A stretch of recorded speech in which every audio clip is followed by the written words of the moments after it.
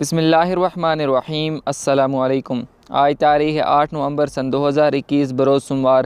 Kuwait Urdu news کے ساتھ میں ہوں محمد عمر۔ کویت کے حوالے سے آج کی کچھ تازہ ترین نیوز اپڈیٹ کی تفصیلات شامل کرتے ہیں۔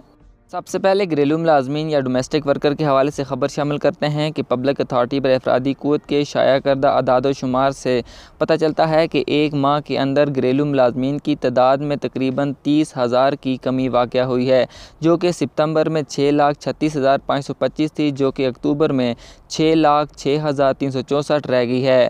کمیشن کے شائع کردہ اعداد و شمار کے مطابق بھرتی کے دفاتر میں رجسٹرڈ کارکنوں کی کل تعداد 1,533 رہی اور بھرتی کرنے والے دفاتر کی کل تعداد 420 رہی ہے۔ اکتوبر کے دوران آجر کی جانب سے ورکر کے خلاف 29 شکایات اور آجر کے خلاف ورکر کی جانب سے 152 شکایات ریکارڈ کی گئی ہیں، جبکہ 62 شکایات عدلیہ کو بھیجی گئی ہیں اور 124 کے قریب شکایات فریقین کے درمیان خوش اسلوبی سے حل کر دی گئی تھی۔ اگلی خبر شامل کرتے ہیں کہ زراعت نے نیدرلینڈ، اٹلی اور تائیوان سے ہر قسم کے زندہ پرندوں کی درآمد پر پابندی لگا دی ہے۔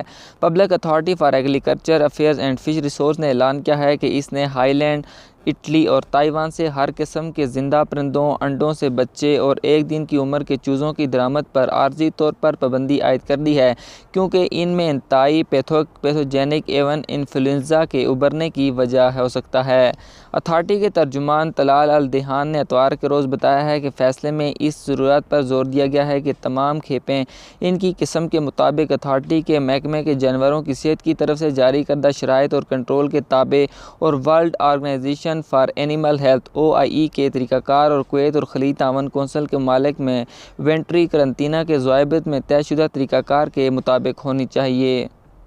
اگلی خبر کویت میں 60 سالہ رہائش پذیر تارکین وطن کے ورک پرمٹ کی تجدید کے حوالے سے شامل کرتے ہیں کہ کویت میں 60 سالہ افراد کے اقامے کی تجدید کے لیے جو حالیہ فیصلے میں 500 کویتی دینار فیس اور ہیلتھ انشورنس کو ملا کے 750 کویتی دینار فیس مقرر کی گئی تھی، اس پر مختلف وزارتوں کے وزراء نے اپنے مختلف بیان جاری کیے ہیں۔ کچھ شہریوں اور رہائشیوں نے بتایا ہے کہ یہ فیصلہ غیر منصفانہ ہے اور زیادہ تر تارکین وطن کے حالات زندگی کو مد نظر رکھتے ہوئے اس پر دوبارہ غور کیا جانا چاہیے۔ کویت کی مبارکہ مارکیٹ کے دورے کے دوران کچھ لوگوں سے سوال جواب کیے گئے ہیں، جو کویت کی سب سے قدیم اور پرائم منڈیوں میں سے ایک ہے، تاکہ لوگوں کے رد عمل کو دیکھا جا سکے۔